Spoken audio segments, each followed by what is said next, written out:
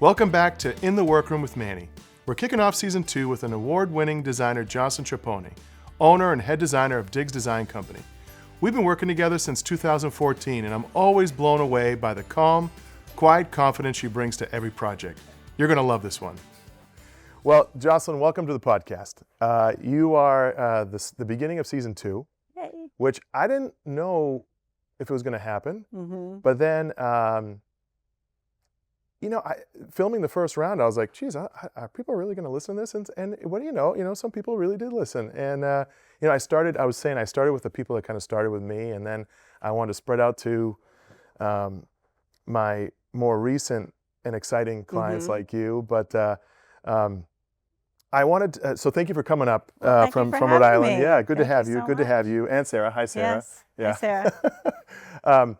But I have I was talking with Vicky. So Vicky, for those of you who don't know, Vicky manages Jocelyn and her team's projects. So we love Vicky. Yes, Vicky is very special and very talented and keeps our office in good spirits all the time. I don't know how to pronounce your last name. Oh, Chiappone. Chiappone. Yes, Okay, yes, that makes yes. sense. That's Chiappone. And that's the reason for Diggs. Really? That is the reason for Diggs. Well, because I didn't want to have to answer the phone and say, JOCELYNCHIAPPONE. It's a hard name and nobody can spell it. And so now I'm just Diggs 1G. 1G, Diggs 1G. Yeah. That makes a lot of sense. Yeah, I had my first job out of college, I had the worst email address, and saying it to people over the phone was a nightmare. It was a nightmare. It was like nobody, was that an H or was it not an H? Or did you say S in there? And that makes a lot of sense. So that's how you came up with Diggs. Say that one more time, Chiappone. Chiappone. Yeah, so it's actually Italian. Okay. It's Chiappone, and which means large butt. Yes, I got that from my ex-husband. So anyway, that was my nickname in high school. But can you say that? I don't know if you can say that. Manage agent. She's already crossed me out. Okay. All right, we'll just go with it. Large butt, really? Yes. Wow. Well, I guess. Yeah, this was not actually on my topic list. No. I had to start. My last name, I guess the correct pronunciation is Macus, right? Macus Drapery Workroom. But my kids used to go to this Catholic school, and I would hear like across the field, like, hey Marcus, hey Macus, hey, I don't. It doesn't bother me, but. Right. Well, luckily, when people call, they just ask for Jocelyn. Yeah. Chiappone. It makes it easy. Yes. Oh, okay. Yeah, I like. Okay, now we know that. We know that. Cross that off the list. We'll cross that off the list of the things I was thinking about when I wanted to sit down with you. Okay. So there's a rhythm and there's an ease of work between you and your team and Vicky here in my shop. Diggs around here is you have quickly become one of our top clients, right? And it's extremely important to us. And but I've noticed, kind of sitting on the sidelines and watching, I try not to micromanage too much, is that everything has a rhythm and a cadence with you and your team. You guys do it really well, and you make it really easy for us. And I can tell with the way you guys work with Vicky that it works both ways really well. I remember when I first met you over the phone and over email, I think I was making some headboards for you for a boutique hotel you were designing. I know, and that was 2014. 2014. Isn't that crazy? Yeah, that's crazy. 2014. If you asked me when was the first time you and I met, I would say it was probably like 7 to 8 years ago, not 11. Right. Because there was a time when we didn't work together. Yes, when I was trying to do it on my own. Yeah. And that was really tough. It's tough. Really tough. And that's in many ways the goals of us in the office is to be easy to work with. Quality, getting it right, you got to do that. That goes without saying. But just being easy to work with, getting it done, being flexible, being ready to react when an issue comes up, as we were talking about a little bit, before we started. But no, I have to say that your shop does it really well. But the one thing I have to tell you, the one thing I love about you, Jocelyn, is you have a quiet confidence to yourself. You know how when you see a pilot walking off a plane, right? And a pilot has a cadence to him that, he walks with confidence, and you know that he knows what he's doing, right?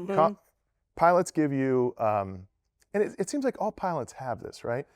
I feel that same confidence with you. Like, I love watching you on Instagram, and you have that same kind of calm, quiet confidence to your projects. You know what I mean? Like, I was just watching the one.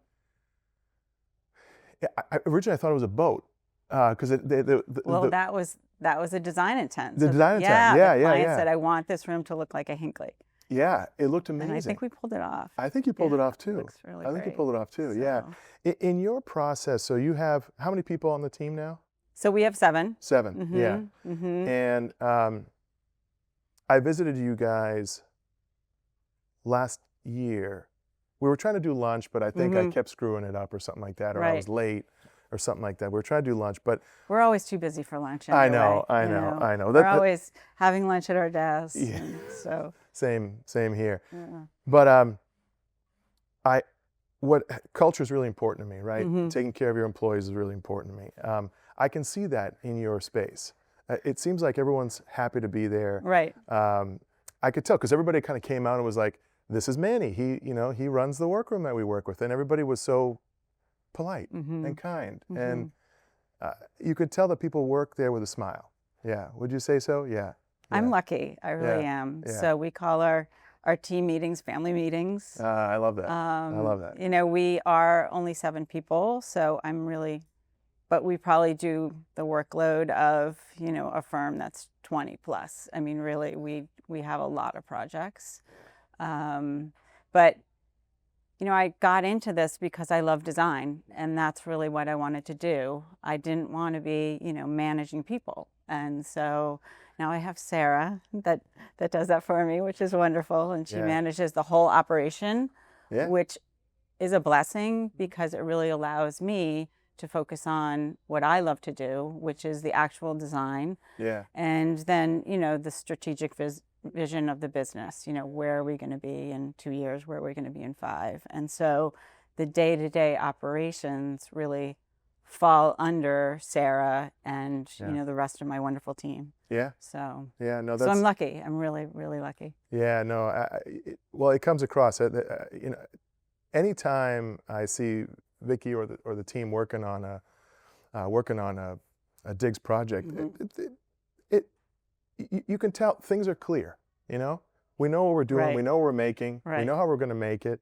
And today, right before we started, and when we finish, we're going to go talk about how to handle that beautiful drapery that you selected for your client. And and we'll figure out a way how to execute that. I read something on your website about how you had a completely different career. I did. Tell us a little bit about that, because I think that I have a handful of designers that I work with who had a different career, and I think they bring it brings a lot of different aspects to it, to being a designer that a lot of designers and design firms need. I have no idea what you did before. Right. Well, I started out in sales. So I worked for Eastman Kodak Company in New York City. Oh, wow. Right out of college. Okay. And so, that was pre-internet, pre-World Wide Web. Wow. Where literally there was like a job post, that actually was a post.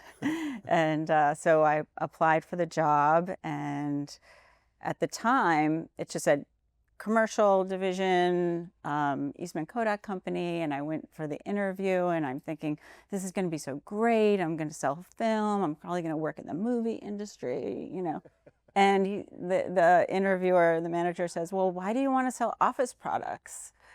Oh.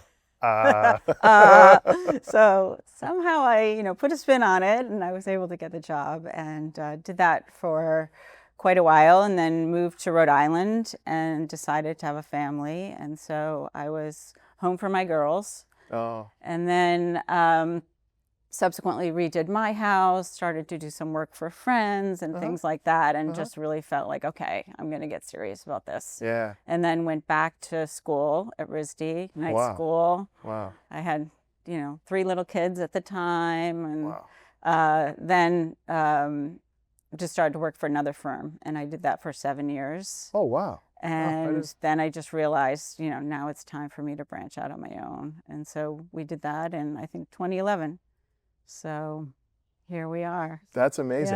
Yeah. I was going to ask you, I wasn't sure how old, you have 3 kids. 3 kids. Well, we have 6 together. 6 together. Okay, yes, that's so great. 6 together and 4 grandkids. So we do a lot of traveling. Yeah, that makes the holidays fun. Yeah, it is. Yeah, that makes the holidays fun. I was going to ask you how you balance that, right? So like we were talking before we started that you were at the Pats game this past weekend, right? I talk about this a lot with designers I work with. Is the balance of family and business, right? Like how do you balance the two? How do you do it? Do you have the ability to shut off digs time and turn on home time? No, I know. No. I don't either. No. I don't either. Yeah. Yeah. No, Sarah's like, stop working in your car. I know you're texting and driving. She's my mother hen. No, but you have to. You have to have that personal time, and as a designer too, that really sometimes is your creative time. Yeah. I feel like my best designs happen when I'm taking a shower or I'm out, walking my dog or something like that, not necessarily sitting in the office. So I think travel, for us is a good way, first off, to see family, and then also just to take a break. So my husband also owns his own business. He's a surgeon. So we put in a lot of hours, and when we're working at home, we're putting in a lot of hours doing it at home too. But when we can sort of just take a break, get on a plane. And luckily our family, we have 1 in Hawaii. Oh, that's nice. Yeah, so we have 3 in California. So good places to visit. Anyone around Rhode Island? Any of the kids? Yeah. So we have 2 in Rhode Island. Oh, great. So you got a couple. Yeah, and 2 grandkids in Rhode Island too. Oh, so we nice. get to see them a lot. Nice. Yeah,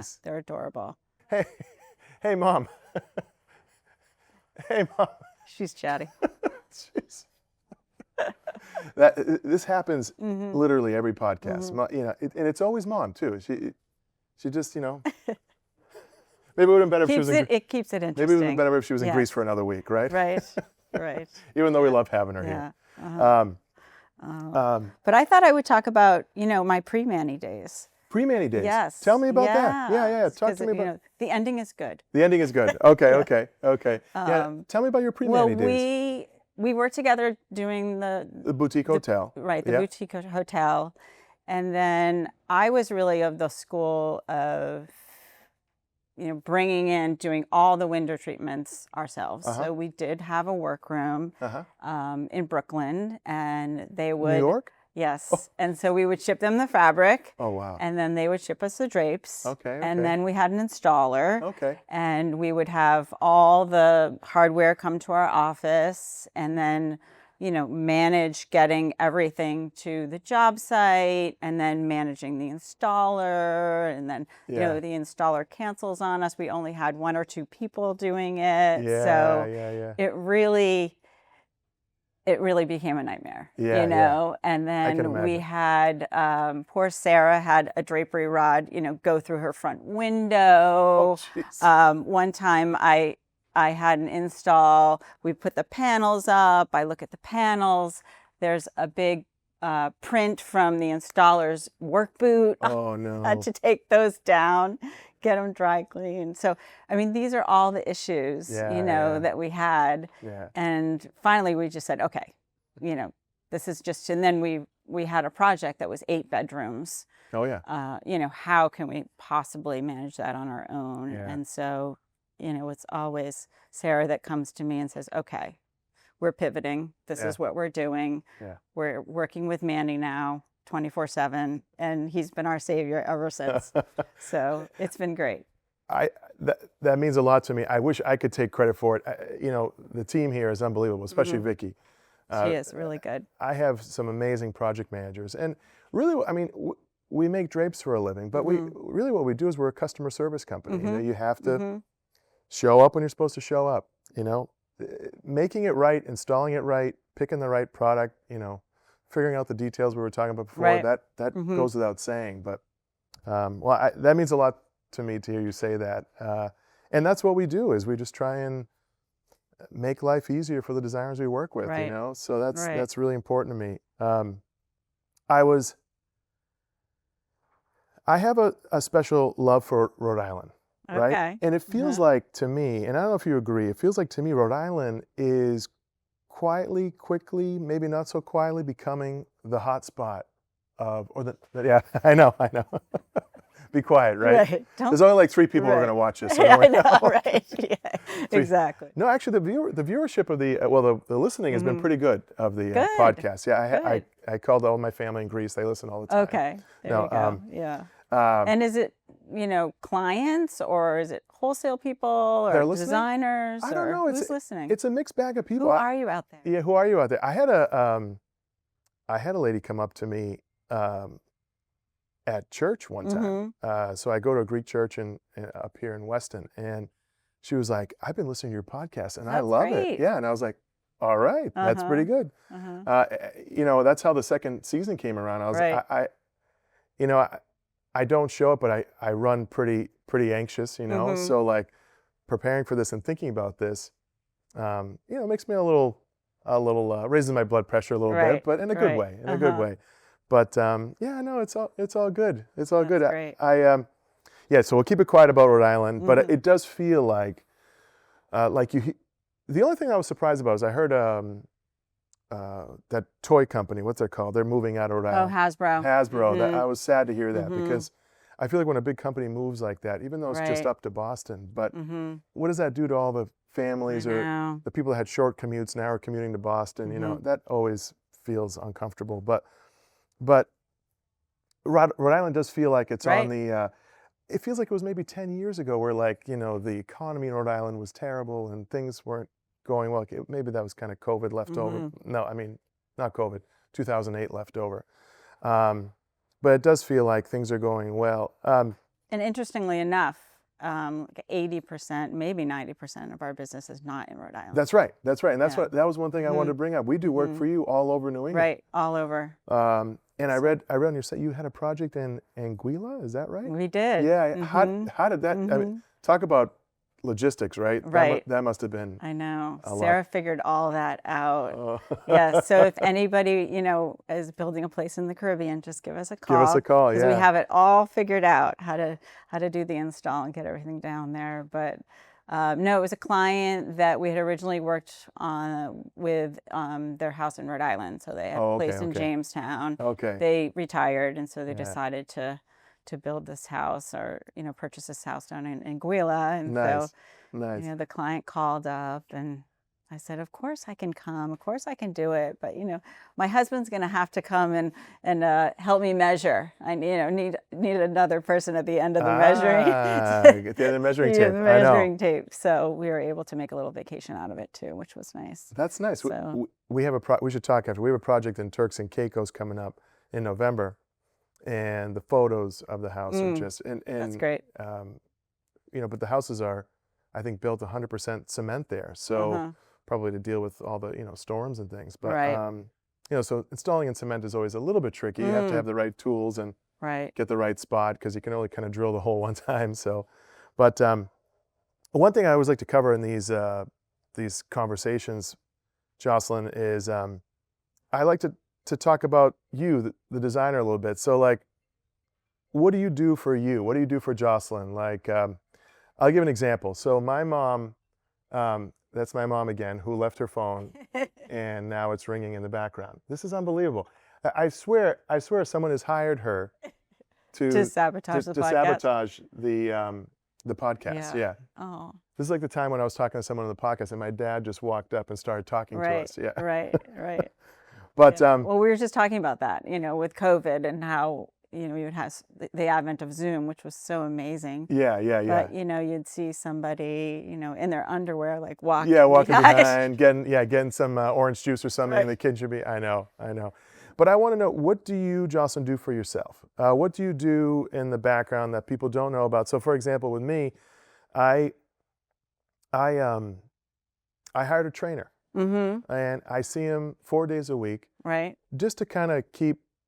And you know what? He's like a trainer slash therapist now. My man Lou. I love him so much, and I go see him. We start early in the morning. I see him, then I drive my boys to school. One of them's getting his license next month, which is going to be a little bit watch awkward out. for me. I know. Right. He's a great driver, Yeah. but I am sad because my morning rides are quickly ending. So, but you know, that's what I do for me to kind of, I don't know, keep things in check. I guess, you know, keep mentally fit. Fit, yeah. And fit. What do you do for Jocelyn? I do hot yoga. Oh, you do hot yoga? So yes, Baptiste power yoga. Oh, really? And yeah, there's a little studio down in Rhode Island Bend. They have 2 locations, and they have a wonderful array of classes: sculpting class, yoga class, meditation. Ooh. So, you know, I do that as much as I possibly can. Are you a front row yoga person, or are you a back row yoga person? No, I'm back row. Back row, me too. Me too. Yeah, and then God forbid if somebody's in my spot. Oh yeah, no, and I hated going to yoga class and there was a lot of people in there because it's always awkward when you're like doing some sort of bend and you're like face to face with someone, or like butt to face, or like you know someone's like sweating way too close to you. Right. But you go to the hot yoga, right? I do. Okay. Yeah, it's very cathartic, and it's one of those, like, at the end of class, you're nothing can bother me. Yeah. You know, it's a great workout, and also it's a great sort of mental workout, and I agree. It's nice. I agree. Yeah, nice way to sort of decompress. Yeah. I'm also a huge tubber. Really? Cold tub? No, hot tub. Hot tub. Hot tub. Oh. Yeah. No, this is hot tub, like with a glass of wine. With a glass of wine. Totally different kind of hot tubbing. You know, I don't so that's where I relax and just at the end of the day. Yeah. So my husband's doing all the cooking. Really? He's pretty amazing. Wow. Yeah, I'm really lucky. So he loves to cook. He finds that relaxing.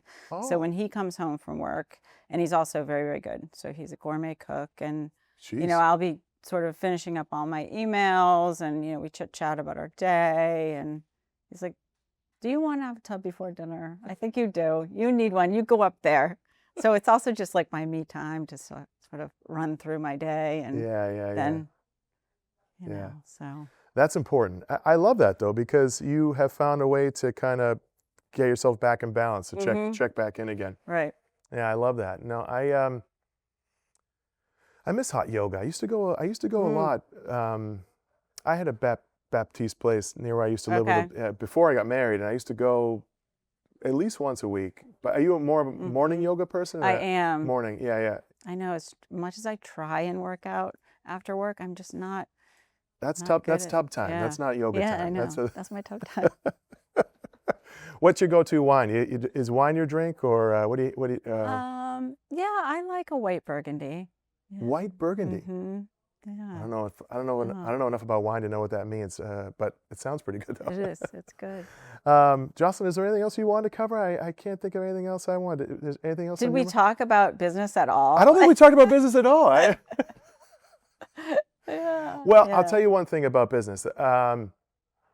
You work with Greg Premru. Right. Yes. Right. And I remember I was at a New England home design summit thing. Right. And Greg was speaking. And all of a sudden I see this photo on the screen. He was talking about his work. And it was one of the, when you started using us full time, it was one of the projects we did together early on. And it was the one down the Cape. I can't remember exactly where. I want to say it was Chatham-ish. But and it was a room that I always loved for you, which was, it had this wood paneling. But it was this like pickled wood, and you had these beautiful green drapes. Oh, right. Right. That's Chatham. Yeah. It was Chatham. Right. It was Chatham. That was one of my favorite rooms, favorite projects. All your projects are beautiful, but that room, we did the room upstairs where we did, it was like a bunk room, and we did these draperies in between the beds. Right, in the bunks. That was really fun. That was really fun. I love that project too. That was a great project, and they're all great. They're all great. Greg is such a great photographer. It helps to have someone like that shooting your projects. Oh, for sure. And he's such a kind man too. Right. Yeah. Right. Yeah. How do you and your team? How do you find how do you keep it fresh? How do you change it up? Do you have a consistency you go to? I mean, what inspires you to design it? I know I'm like you, things come to my mind at the most random times, but what's your process like with that? Yeah. You know, I find a lot on Instagram, to tell you the truth, you know, artists, things like that. And then in addition, I'm very old school. So I have in our library a big round table, coffee table, and it's just filled with design books. Yeah. And, you know, I'll start a project and I'll sort of start just perusing the books and magazines. And I also have a stack of just tear out sheets that I've had, you know, probably the last 20 years that are just in this drawer. Yeah. And every once in a while, you know, I'll just go through them again. And then the fun drapes that we did at Scraggy Neck that we just talked about. Oh, yes. That had this like slate scallop to them. Yeah. So I had that as a little magazine rip out, you know, in my pile of treats for years. And then finally, you know, we started this project, and when that room was sort of evolving, I remembered, and I went back and I found the picture, and I probably like snapshotted them, and we sent that to you as the inspiration image for you guys to sort of emulate. Yeah. So those kind of scalloped edge draperies are beautiful, and they're very unique. It's a completely different process to make them back here. It just requires a different process and procedure, but you know, we have to make it we have to kind of stiffen the edge a little bit, so like the edge doesn't flip and flop, even though it does a little bit because it's a fabric. It's going to want to do what it wants to do. But I knew you were up for the challenge. Oh yeah, always. One of the most important things for me here is I think the first answer has to be yes. You know, well, yeah, that's tricky, but yes, let me figure it out. You know, I don't like no people, you know what I mean? Like, oh, no, we can't do that. You know? No, that's way too difficult. No, you don't know what you're talking about. No, we can't do that. No, yes, let me figure it out. Let me work on it. I think that's important in design, too. You know, we always want to be sort of like pushing the envelope and, you know, doing something new. You know, we have our mantras, we never repeat. So, you know, if we are doing a gorgeous light fixture for someone, like that's theirs, that's their design. I love that. And we're always finding something new for, you know, the new projects. So. And for your clients too, I bet they love that too, because they know they're not going to see that pillow or that table, or, you know, they're not going to see it again in, you know, next month's, next year's Instagram post. You know? That's nice. That's nice. Yeah, and luckily, I mean, we really align ourselves with wonderful people that can, you know, fulfill all the things that we can come up with and our visions, you know, which is the key to our success, I think. Yeah, so. No, your team is everything, right? Not it only really the team in the office, but the team, you know, myself and you know, your carpet people and your tile people and your electricians. You know, I know you don't always source those people, but the people that you can lean on and trust on, that's important. Well, thank you for trusting in us, Jocelyn. It means a lot to us. We love working with you and your team, and thank you for coming on the podcast. Oh, thank you, Manny. Yeah, thank you so much. Thanks for coming down. It's been a treat. Yeah, it's been good. Thank you.